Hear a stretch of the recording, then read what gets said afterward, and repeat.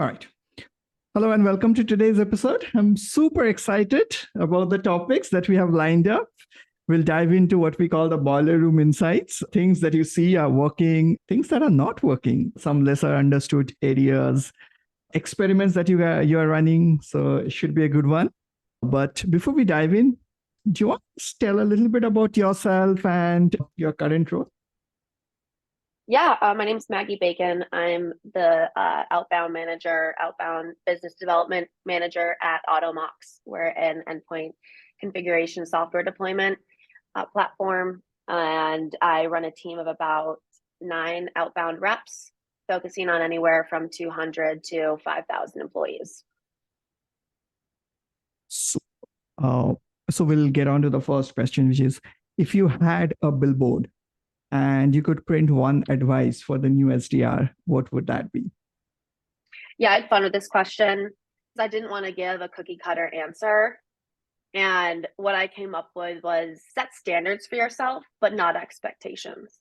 So if you set expectations for yourself, you're setting yourself or putting yourself in a position or a mindset to let yourself down.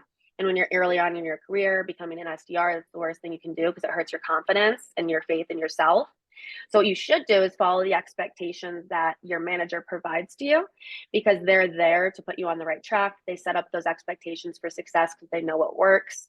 And the whole point is, follow them, but set up standards for yourself and the work that you put forward. So whether that's, the standards that for the quality organization, asking for feedback, and just in the work that you put forth, and you'll be successful. Just having that standard to hold yourself accountable, following the expectations that your manager outlines for you, especially early on. You don't want to let yourself down, and you're not letting anyone down. You're learning.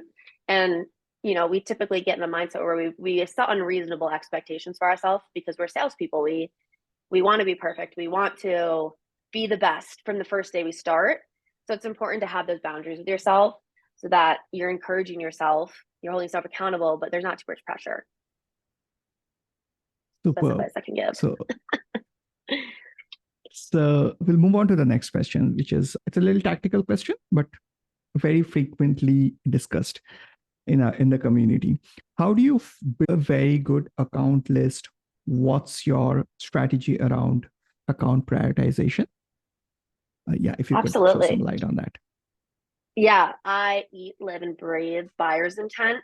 So I think the most important thing when you're looking at prioritizing an account list or building an account list is seeing if that organization is even in the market for a tool like yours. So seeing if they're doing a higher amount of research than they typically do, which signals to intent tools or sales reps that they're in the market for something that looks maybe similar to what you would provide for them.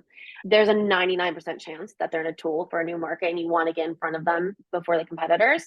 So if you know they're in the market, I think that's, easy way to get in the door and a quick turnaround time for revenue. Your close time will drastically shrink if you're actually selling to people who are inside and around that buyer's intent. There has been a lot of debate around the quality of intent data, whether the data is trustworthy and so on. Since you guys experiment a lot around that, and from your previous experience also, I think you have had a close look at intent data. What would be your take around this debate of intent data doesn't work, it's not trustworthy, it's a black box? Yeah, I'm not gonna lie, there's some truth to that, especially when it comes to like state, local education. A lot of education comes around term time. A lot of people with the same URL, .edu, whatever, pennstate.edu, is doing a bunch of research because it's term time and they're in the ITSM school, for example. So there's some truth to that. There's some truth where companies are just doing some research. However, I'm going to debunk the myth of it's just when it comes down to account research. So seeing how long that signal is spiking. If it's more than 1 day, 2 days, absolutely go after it. On top of that, are they spiking in more than one topic? So not just, for example, endpoint management, but they're also spiking in configuration management, software updates, third-party updates. Are they spiking in multiple areas? And that's how you know how to prioritize the account. If you just see one spike for 1 day, like, maybe there's not really truth to that, but there's ways that you can kind of look into the account and look at the intent data and see the truth behind it. We have lots of different, there's 6sense, there's ZoomInfo, there's streaming intent from ZoomInfo, but it's the longevity and also the web hits. I feel like I should hit on that as well. When you're looking in 6sense and you see that their purchase account, typically they're on your website, you can see what page they were on, where they were located. So just, you have to always, as a salesperson, you can't put your full faith in everything. You have to double check it and validate it. Just like you would a first meeting where you're qualifying the meeting before you want to qualify the account before you're going into it. And that's kind of what that would look like. And what's your take around the sales trigger, which is a subset of intent data where you literally figure out whether your champions have moved, whether a new exec has just joined. So these are public domain information. What's your thought around using these triggers in conjunction with, buying intent? You're just asking for a closed won deal at that point. I think that that's just super lucrative. We found a lot of success. If you believe in your tool and you have a tool that works and you follow, say, a champion that, previously purchased your tool and they go to a new company and your tool, I would say 9 out of 10 times they're like, heck yeah, I want to sign up with Automox again. They patched all my endpoints over there. And you already have that internal champion. And typically you will see that intent data spiking when there is a change in leadership such as that, because one of the first things the leader does in the first 30, 60, 90 is reassess the tech stack and the efficiency of what they have in place at that time.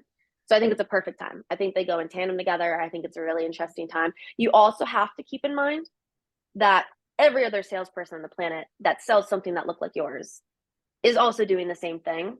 So you have to be able to stick out with some type of personalization or just getting straight to the facts of this is how I'm going to help you. And hey, I'm going to thank you for your time with, an Amazon gift card, but I know you're familiar with Automox, I think it depends if they actually used your tool in the past or if they're just shifting an org and there's intent data. You have more leg to stand on if they're familiar with your tool, but there's still some more room to sell to them if they haven't used your tool before with some personalization and getting in the door. Did I answer that okay? Kind of rambled. Yes. The other, I think, a follow-up question would be, can you just give us a little bit idea of exactly how the intent stack looks like for you guys? Is it like you get an intent, then you layer it with web visits, and then you also club it with queue triggers, and then when it reaches a threshold, there's an automated notification that goes to the reps, and then they have a sequence ready through which if you can just run us through the process, because a lot of people can learn from that and they can replicate it. Yeah, good question. We don't have anything. Our sequencing process is not automated, and we don't necessarily, you can see within ZoomInfo's. Okay, so essentially we get emails that alert us hey, ZoomInfo intent for the week is up. We get daily emails from 6sense where you can say this is a new hot account because they were on our website. This was the website that they were on. 6sense kind of gives you all of that data. And ZoomInfo, if you're pulling from intent, you have to cross-reference. Just look at 6sense. Maybe they were on you can kind of see if they were on our website. You can track if they're on our website, other places. But the threshold that we go at is 100 signal score. So showing that they're in 100, that research is at, the percentage or something. It's so much higher than it normally is. It's at 100. And that's what triggers, that's where we focus on with 6sense as well. It's called a purchase account. It's our most high value account, purchase or decision. And that's the trigger, is we get that email and they're in purchase, they're in decision, must signal they were on our website, look where they were on the website, and then go from there and prospect into usually Sales Navigator first, so you can see who's still at the company and make sure that you're getting the right people into a cadence and making sure that you're targeting the right persona. There's a lot of titles that are the same but actually different flavors at a lot of companies. They don't mean the same thing, so making sure you're targeting the right person, using the ZoomInfo extension to pull them out, and then entering them into a cadence that we have built out. We have high intent cadences, we have SLED cadences, we have lower intent cadences, and we have some email only, specifically for those high intent orgs that don't have any good numbers, or your connect rate gets hurt if you're putting those high intent accounts in to high touch cadences and you're just sitting around not calling numbers all day. So yes, you don't want me to expand on any of that? No, we're good. I also saw that you have very interesting personalization angles. So could you just tell us how you're blending this data with personalization when you're outreach, during your outreach or whenever? I mean, do you guys have any specific cadence that involves personalization in terms of gifts and so on? Good question. We have templates built out for gifting typically. Nice. Sometimes we'll throw it into a cadence, like at the end, like happy to send you a $50 Amazon or DoorDash or something for your time.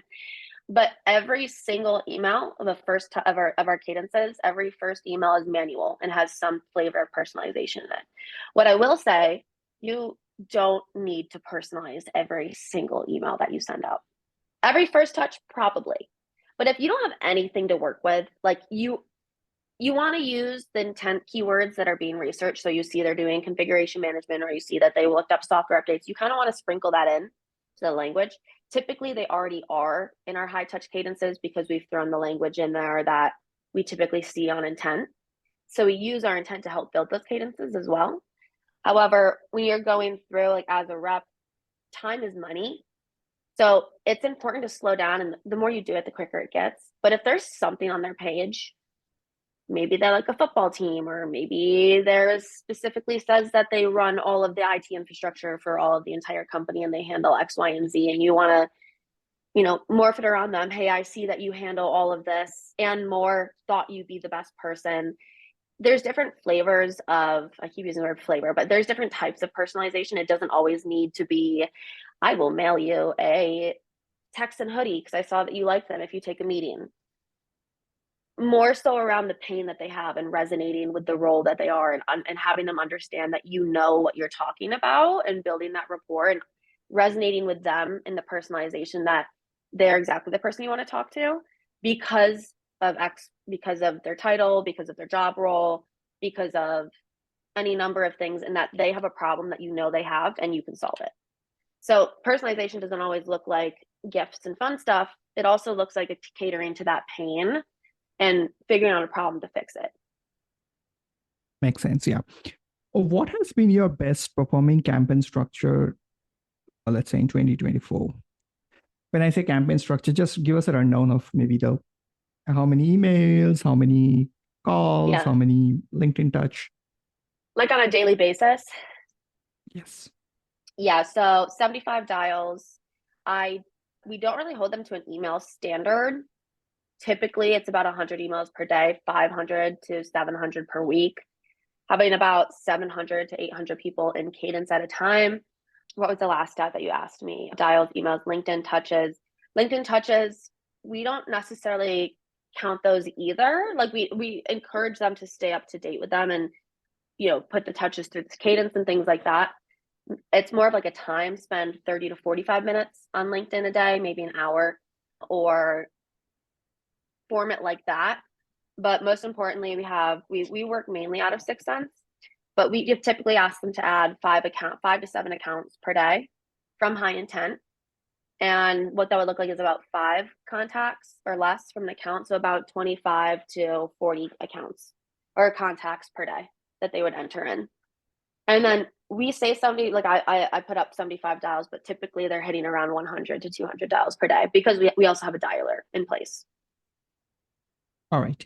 And the other thing that is, it's pretty often we have seen that the questions around how do you make sure that the emails are landing in the inbox? Like that has been a challenge of late, right? I mean, with so much of noise around Yahoo and Google taking interesting steps. So what has been your thoughts around that? Good question. Trial and error. So honestly, we have settings set so like you don't send out more than 5 emails to a domain in a day. Typically we're targeting less than 5 people at a time. Anyway, we made sure our compliance was up to date so that there's a certain setting that you have on. I'd love to give you the name, but I'm not the most technical when it comes to that. It was a setting that we needed to have on in order to get through inboxes. But honestly, it's just figuring it out. I can't give you a good answer because it's just making sure that we're not adding too many people, that our security settings are set so we're not spamming people. We're not sending people the same, like, take a meeting for X, Y, and Z email over and over and over again, making sure we're not like spamming them, and just hoping and praying that it's Do you not guys that bad. Like, it hasn't been too bad, but it's, yeah, honestly, it hasn't been too bad. But we did notice something when our security settings weren't turned on to get through those inboxes. So we've seen an uptick. But right now we're kind of playing around with what kind of settings we have in our outreach and in our Gmail to make sure that we're being respectful to the people we're reaching out to, because we really want to help them. We're not there to spam them. So Sure. Do you guys have a in-house RevOps team who kind of take care of all the infra issues? we have an in-house team that does what? RevOps, revenue ops. We do. Awesome. Cool.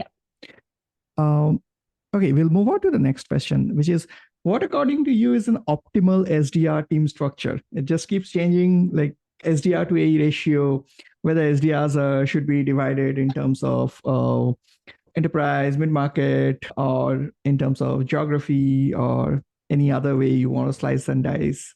What's your thought on that? So I've done a couple different, so I've done with territories and employee size, and I've also just done with employee size and naming accounts and having activity on them. I like the territory structure because it allows your reps to have free reign. Territory given an employee size as well. So it gives your reps free reign and allows them to work strategically with their AEs. So I keep my BDRs 1 to 2, maybe 1 to 3. We've had some shifts in the last couple of months where I wasn't able to necessarily stick to that, but most, like, I ideally would have them 1 to 2, ideally 1 to 1. But if there's more AEs than there are BDRs, it's just the nature of the beast. So right now, like, ideally as 1-to-1 paired as possible, so that they can work with partners, they can talk through accounts, they can target them together. Maybe, sending, talk about emails not going through. Something I've noticed, this could actually be helpful. If we're reaching out to someone and we can see that their emails aren't being opened by maybe one of my BDRs, I send an email over top. Sometimes they open it. Like, sometimes my email goes through and theirs doesn't, because they've been going after the account for so long. So I also encourage, like, having the AE come over top, or have another email come over top if their emails aren't being opened. And you can see that through Outreach or Sales Loft or something like that. So I do encourage a lot of AE collaboration in that aspect. And I do think it's really important that they have that kind of alignment so they can tackle these accounts together. I see value in both ways, but I like that there's always going to be some math wrong in territory structure. I think the bigger company you are, the less sense it makes to have territories. But when you're building your brand, it's easier to have that, dedicated pairing for each territory to do it justice. And typically the ones that are working the territories are located there, or have a relationship there, or know the partners there, so they're able to work all the verticals with their BDR. And then in terms of employee size, definitely split it. Like, the way my organization is now, that's like 200 to 2,000, and then 2,000 up. And I have 1 rep up in the what we call major space, and then 1 in the regular, or 8 in the regular enterprise space. So I don't think there's necessarily math to it. I think it's the organization of your structure, or the structure of your organization, where you're at in the history of your revenue and what you're trying to accomplish. Makes sense. What sort of metrics do you track for your team's performance? Say activity volume, a monthly account contacted, or qualified meeting count. Like, where do you basically hold them accountable? Yeah, they're daily their KPIs daily. So there's 75 dials, making sure that their emails are going out. They have at least 30 people entered into outreach that day and sequenced in. And then quota. We love quota. It's opportunity based. So it's, if it moves from a meeting turning into pipelines, so that would look like, is there a need? Is there budget? Is there timeline? Is it going to close within a certain amount of time? And can we fix their problem? Is it a viable opportunity that would close in the next X amount of days? And that's how I qualify. And they have to have 10 of those a month. 10 opportunities a month. And then we're working on metrics for what pipeline and close on revenue looks like. But in order for promotions and things to happen, they have to consistently or an in-seat promotion, they have to have 80% to quota for a certain amount of time. The next step is having 100K ARR and close on revenue, or a certain amount of revenue to move up in that in-seat promotion. So we look at it in couple different ways, but as we optimize our organization, we just want to at least make sure that they're bringing in deals, but haven't quite put a number on it, just as where we are right now as to what an expectation would look like for that. And I think that also would depend on ASP and things like that. What are the trends that you're super bullish on in 2024? Yeah, good question. I think I would say gifting. I've heard, especially higher level titles, if you're targeting an intent account where it looks like there's a need, you do need to do a little bit more qualifying to make sure they're not a swag goblin that's just coming in to take the gift card or the Star Wars drink set or the AirPods, whatever it may be, that there's a genuine interest there. And that's asking and taking that next step as a BDR to ask about timeline. The AE sell a little bit harder on, I see these pains, here's how we fix them. All that being said, there's been a couple of times now where I've heard calls and the decision maker gets on the call and he's like, listen, I get all of these emails all the time. Your product looks cool. And I've never had anyone thank me for my time before. So honestly, I was kind of intrigued that you were actually interested in thanking me for my time with a gift. And I'm willing to hear what you have to say. What sort of gift is walking in 2024? If you had to give one, which you are literally using right now. Yeah, it does depend on your persona. So Star Wars drink set, we have a Baby Yoda Star Wars drink set. It's IT security people love it. They love it. They really do. I'm not a Star Wars girl, so it is cute though. I'm a fan of Baby Yoda, and honestly, who's not a fan of Baby Yoda? So that one's worked pretty well, as well as AirPods. Not the crazy new ones, but a Gen 2, a Gen 3. That also has been working really well. But I think my favorite's Baby Yoda because it's a good conversation starter too. Hey, did you get you can see that they open your email a bunch of times, calling them and saying hey, sent me the Baby Yoda email. You see that? It's funny, And I had one of my reps actually yesterday called a guy and he's like, yeah, I saw your emails, Baby Yoda, right? And it's just a good convo starter. And they're not always going to look like that, when you call them, but it's different. And I mean, I haven't been offered a Baby Yoda, so. Superb. Yeah, I think the idea would be, I think the takeaway would be to find some unique thing, and it sort of also has to resonate with the story that you're trying to tell through your product. And if you could find a connect, and then sort of works well. And also some of the gifts will basically be played out as time moves on. Everybody tries to copy each other, and then those things just gets played out, and you have to stay ahead of the game and then keep thinking. 100%. Yep. We started with Yetis. Yetis was our first thing that we started with, and then everyone else also wanted to give out Yetis. So we've had to get creative, and thankfully we have our ABM team and Sendoso to kind of give us the room to be creative with ideas like that, thinking about holidays or Super Bowls or doing wagers or alma maters. It just gives us a lot of room to personalize the gifts or always research trends for gifts for prospects. Other question would be that so the first part is to get the right gift, and then how do you operationalize it at scale? Because when you are reaching a lot of people, there has to be a programmatic way to do it. And have you guys figured out anything, or it's pretty much literally one by one? Great question. We have templates built out.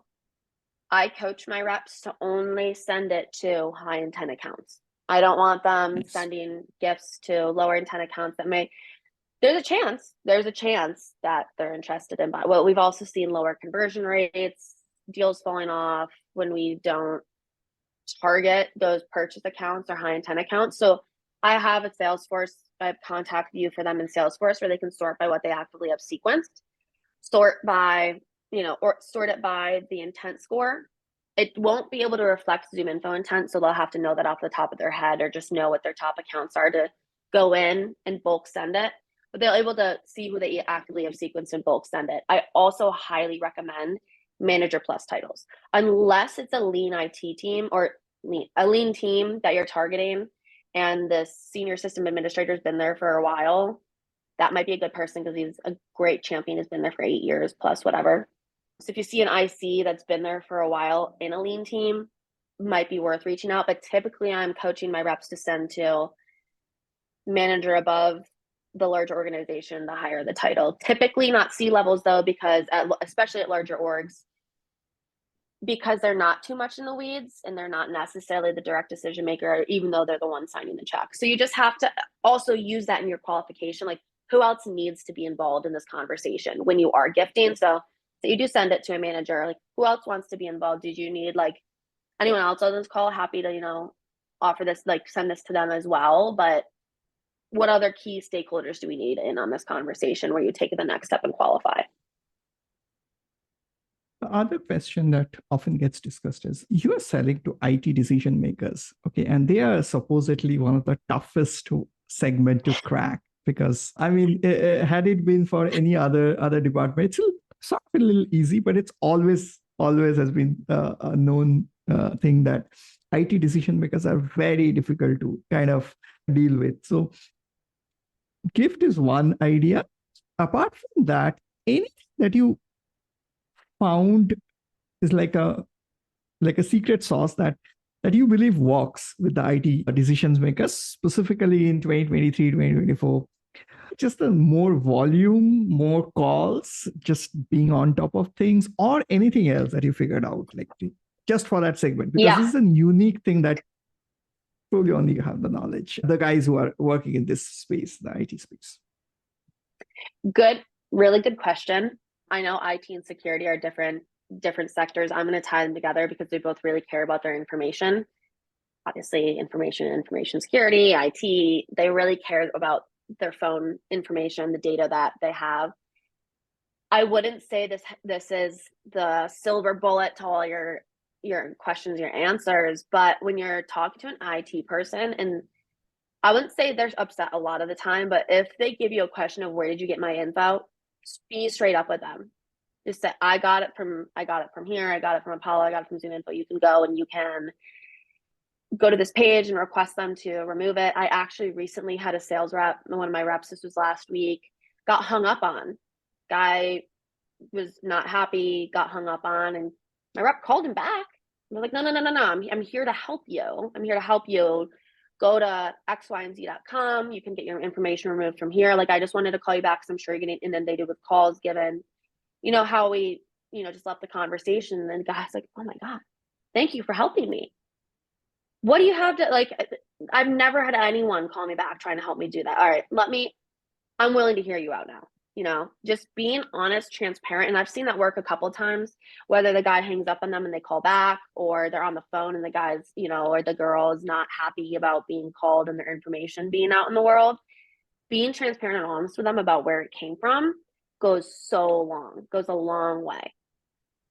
It's not easy to sell to sales and marketing people, but like, selling to sales and marketing people, they get it. You can say salesperson to salesperson.